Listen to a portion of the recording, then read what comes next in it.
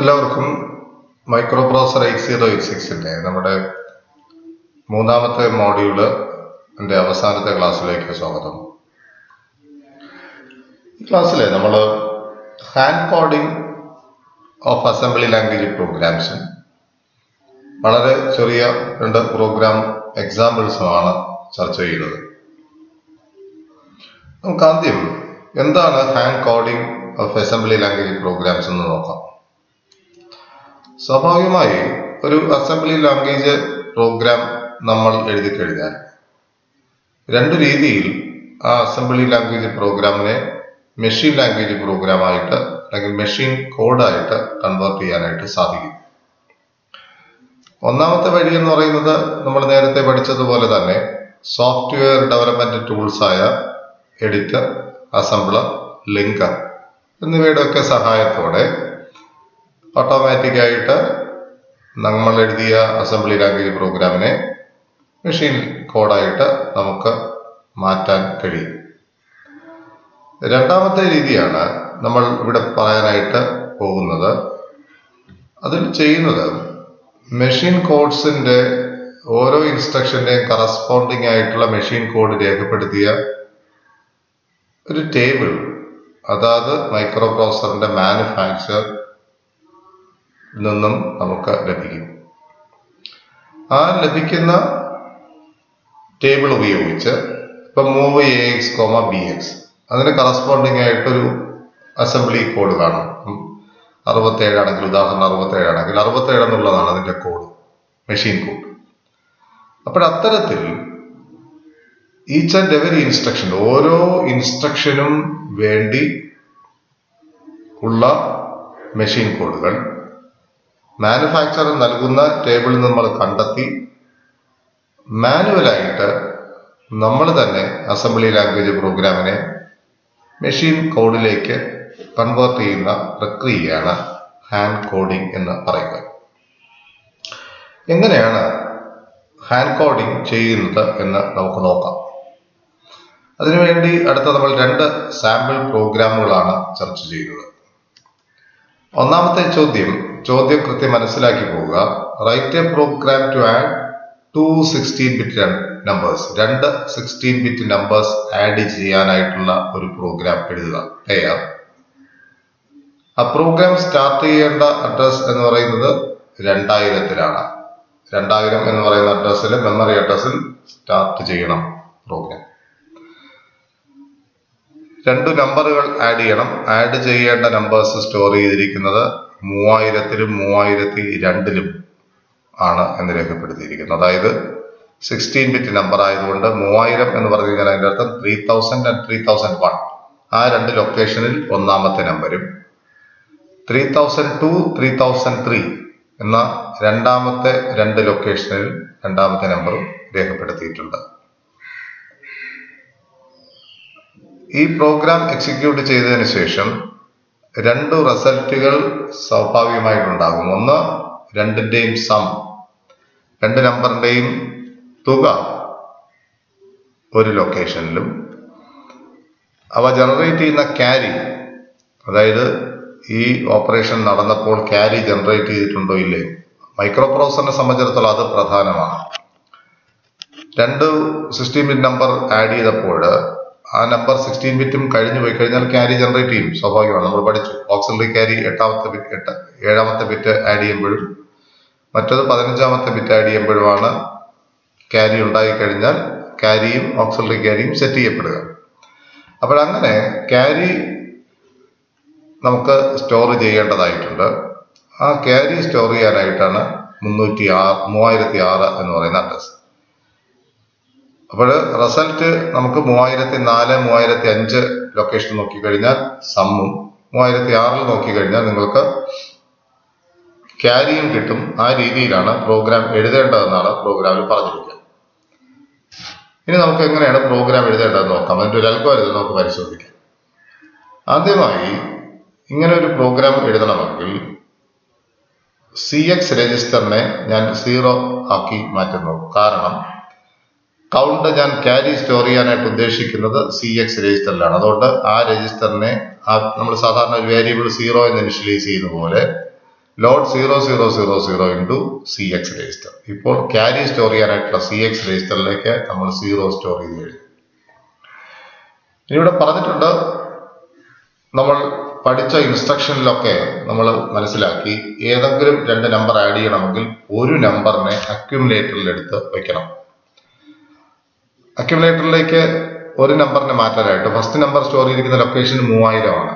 ആ 3000-ത്തിലുള്ള ലൊക്കേഷനിലുള്ള 3000 എന്ന് നമ്മൾ പറയുമ്പോൾ 3000-ഉം 3001-ഉം ഒരുമിച്ചാണ് കണക്കാക്കുക. അങ്ങനെ ലോഡ് ഡേറ്റ ഇൻറ്റു AX അക്യുമുലേറ്ററിലേക്ക് 3000-ത്തിലുള്ള വാല്യൂവിന് ഒന്നാമത്തെ നമ്പറിനെ അക്യുമുലേറ്ററിലേക്ക് എടുത്തു വയ്ക്കുക എന്നുള്ളതാണ് ഇതിന്റെ അർത്ഥം. രണ്ടാമത്തെ വാല്യൂവിനെ എവിടെ എടുത്തു വയ്ക്കണം? 3002-ലാണ് രണ്ടാമത്തെ വാല്യൂ സ്റ്റോർ ചെയ്തിരിക്കുക. അതിനെ നമ്മൾ ഇവിടെ വയ്ക്കും BX എന്ന് പറയുന്ന രജിസ്റ്ററിൽ വയ്ക്കും. ഇപ്പോൾ 3000-ഉം 3002 എന്നുള്ള രണ്ട് ലൊക്കേഷനിൽ സ്റ്റോർ ചെയ്തിരുന്ന രണ്ട് നമ്പറുകളും AX യഥാക്രമം AX BX എന്ന രജിസ്റ്ററിലേക്ക് മാറ്റപ്പെട്ടു കഴിഞ്ഞു. ഇനി നമുക്ക് ഇൻസ്ട്രക്ഷൻ എളുപ്പമാണ്. ആഡ് BX വിത്ത് AX. AX-ന്റെയും BX-ന്റെയും കണ്ടന്റ് തമ്മിൽ ആഡ് ചെയ്യാം. എന്തൊരു പ്രവർത്തനം നടക്കണമെങ്കിൽ നമുക്ക് രജിസ്റ്ററിനുള്ളിൽ എടുത്ത് വെച്ചാലേ പറ്റത്തുള്ളൂ. അതുകൊണ്ടാണ് മെമ്മറിയിലുള്ള ഡേറ്റ എടുത്ത് രജിസ്റ്ററിനകത്ത് വെച്ചത്. ഈ ഓപ്പറേഷൻ ചെയ്ത് കഴിയുമ്പം ആഡ് AX, BX എന്ന് കൊടുത്തു കഴിഞ്ഞാൽ ആഡ് ചെയ്ത് കഴിയുമ്പോൾ ആ റിസൾട്ട് എവിടെ വരും? അക്യുമുലേറ്ററിൽ തന്നെ വരിക. നമ്മളത് പഠിച്ചു നേരത്തെ.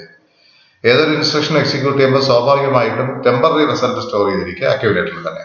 അപ്പോൾ ഈ ഓപ്പറേഷൻ നാലാമത്തെ ഇൻസ്ട്രക്ഷൻ എക്സിക്യൂട്ട് ചെയ്ത് കഴിയുമ്പോൾ റിസൾട്ട് എവിടെ വരും? അക്യുമുലേറ്ററിനകത്ത് കാണും. നമ്മൾ പറയുന്നത് എന്താണ്? റിസൾട്ടിനെ അക്യുമുലേറ്ററിൽ നിന്ന് 3004-ലും ക്യാരിയെ 3006-ലേക്കും മാറ്റണം. അപ്പോൾ യഥാർത്ഥത്തിൽ ഈ ഓപ്പറേഷൻ ചെയ്ത് കഴിഞ്ഞിട്ട് നമുക്കറിയണം ഈ അഡിഷൻ ഓപ്പറേഷൻ നടന്നപ്പോൾ ക്യാരി സെറ്റ് ചെയ്തോ റീസെറ്റ് ആയിരുന്നു, സെറ്റ് ചെയ്തിട്ടില്ലേ?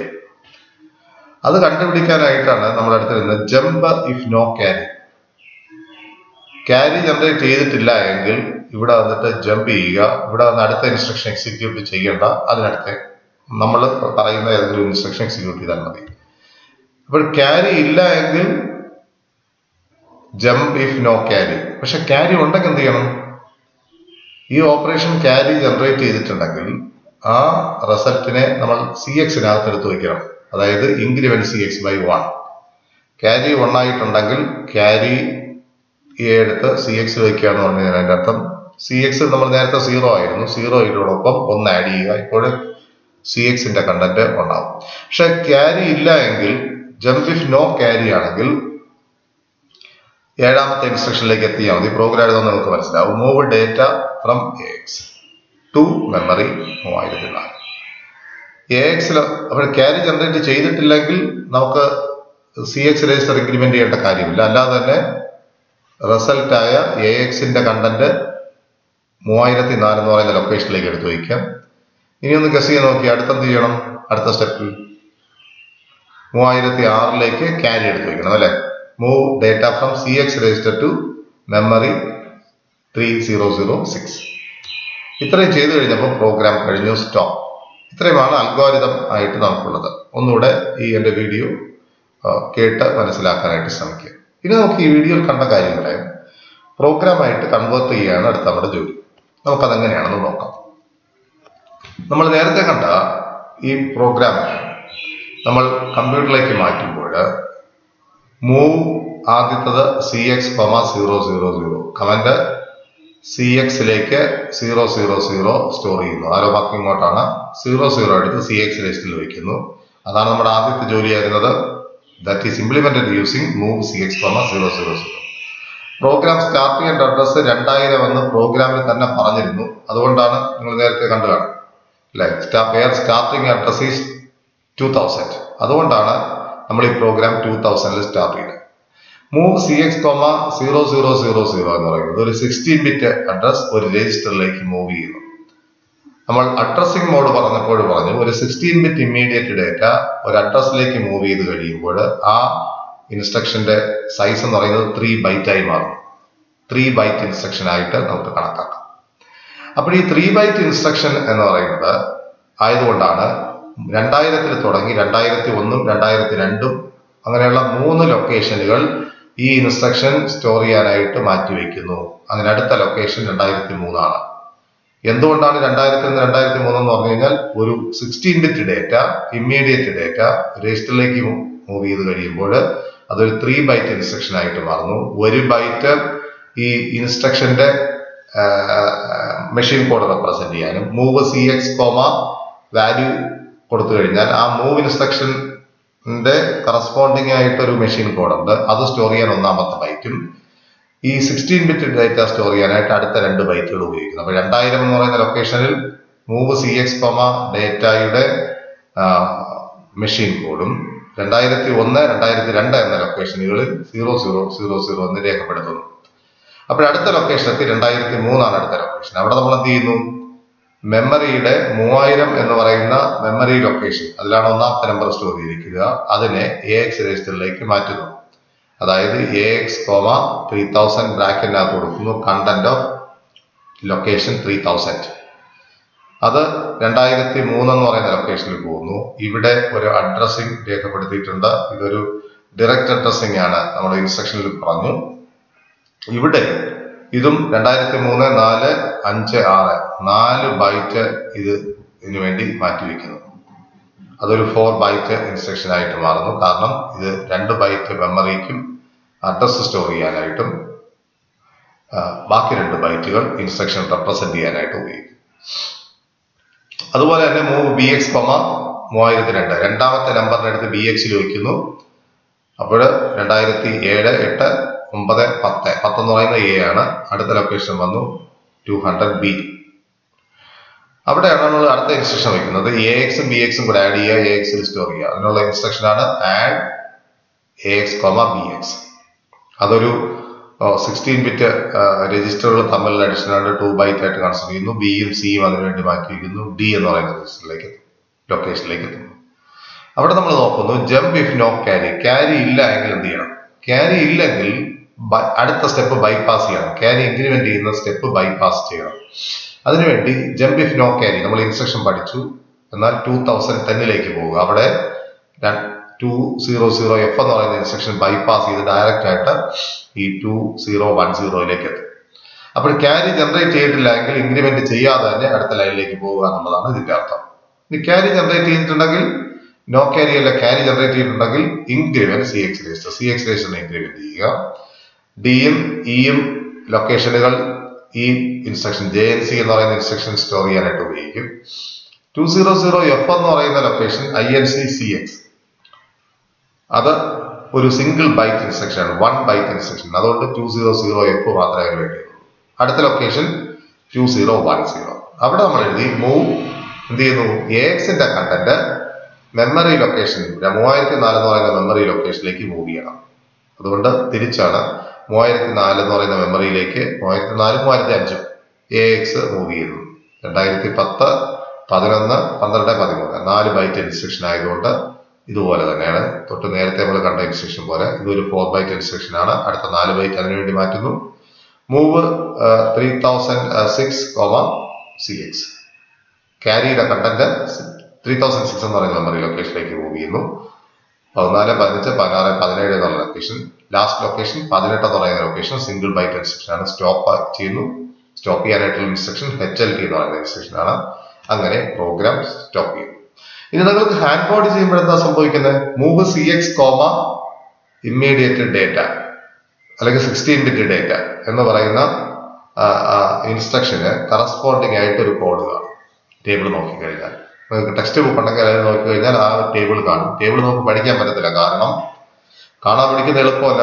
മൂവ് CX, 16 ബിറ്റ് ഡേറ്റയ്ക്ക് ഒരു കോഡായിരിക്കും. മൂവ് AX, 16 ബിറ്റ് ഡേറ്റയ്ക്ക് വേറൊരു കോഡായിരിക്കും. മൂവ് BX, 16 ബിറ്റ് ആണെങ്കിൽ മറ്റൊരു കോഡായിരിക്കും. അങ്ങനെ ഇൻസ്ട്രക്ഷനിലെ ഓപ്പറേറ്റ് മാറുന്നതിനനുസരിച്ച് കോഡ് മാറിക്കൊണ്ടിരിക്കും. അതുകൊണ്ട് 10,000-ഓളം ഇൻസ്ട്രക്ഷൻസ് നമുക്ക് വെറൈറ്റി ഓഫ് ഇൻസ്ട്രക്ഷൻ നമുക്ക് കാണാതെ പഠിക്കാൻ പറ്റത്തില്ല. നമുക്ക് ടെക്സ്റ്റ് ബുക്ക് ഉണ്ടെങ്കിൽ നോക്കിയാൽ അറിയാൻ പറ്റും. ഹാൻഡ് കോഡിങ് സാധാരണയായിട്ട് ഉപയോഗിക്കേണ്ടി വരുന്നത് നമ്മുടെ കമ്പ്യൂട്ടർ ഉപയോഗിച്ച് അസംബ്ലി ലാംഗ്വേജ് പ്രോഗ്രാം ചെയ്യുമ്പോൾ ഈ ന്യൂമോണിക്സ് എഴുതിയിരിക്കുന്ന സാധനം നമ്മൾ പഠിച്ചു. മാസം ടാസം എന്നൊക്കെ പറഞ്ഞിട്ട് അസംബ്ലർ പഠിച്ചപ്പോഴും ഞാൻ പഠിപ്പിച്ചു. Micro assembler, turbo assembler. ആ അസംബ്ലറുകൾ നമുക്ക് സോഫ്റ്റ്വെയർ ഉണ്ടെങ്കിൽ എഡിറ്റ് എന്ന് പറയുന്ന എഡിറ്റോ നോട്ട് പാഡോ ഒക്കെ ഉപയോഗിച്ചിട്ട് ഈ അസംബ്ലി ലാംഗ്വേജ് പ്രോഗ്രാം നമുക്ക് ടൈപ്പ് ചെയ്തിട്ട് ആ അസംബ്ലറിലേക്ക് കൊടുത്തു കഴിഞ്ഞാൽ അസംബ്ലർ ഓട്ടോമാറ്റിക് ആയിട്ട് ന്യൂമോണിക് മെഷീൻ കോഡ് ജനറേറ്റ് ചെയ്ത് തരും. പക്ഷേ നമുക്ക് ഡെമോൺസ്ട്രേറ്റ് ചെയ്യാനായിട്ട് നമുക്ക് എക്യുപ്മെന്റ് ഇല്ലാത്തത് കൊണ്ട് ഡെമോൺസ്ട്രേറ്റ് ചെയ്യാൻ പറ്റുന്നില്ല. ഹാൻഡ് കോഡിംഗ് വേണ്ടി വരുന്നത് പഴയ കാലത്തുള്ള സിംഗിൾ ബോർഡ് കമ്പ്യൂട്ടറുകൾ, മൈക്രോ പ്രോസസറിന്റെ ലാബ് ചെയ്യുമ്പോൾ നമ്മൾ സിംഗിൾ ബോർഡ് കമ്പ്യൂട്ടറുകളാണ് ഉപയോഗിക്കുന്നത്. നമുക്കിവിടെ ലാബ് നമ്മുടെ സിലബസിനകത്തില്ല. അവിടെ സിംഗിൾ ബോർഡ് കമ്പ്യൂട്ടർ എന്ന് പറഞ്ഞു കഴിഞ്ഞാൽ ഒരു സിംഗിൾ ബോർഡിനകത്ത് നിങ്ങൾ ഗൂഗിളിൽ സെർച്ച് ചെയ്ത് നോക്കിയാൽ അതിന്റെ പിക്ചർ കിട്ടും.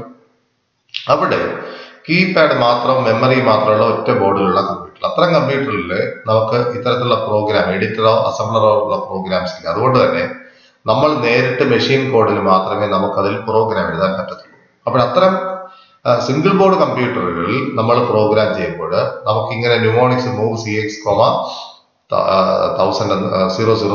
എന്ന് കൊടുക്കാൻ പറ്റത്തില്ല. അവിടെ നമ്മൾ എന്ത് ചെയ്യണം?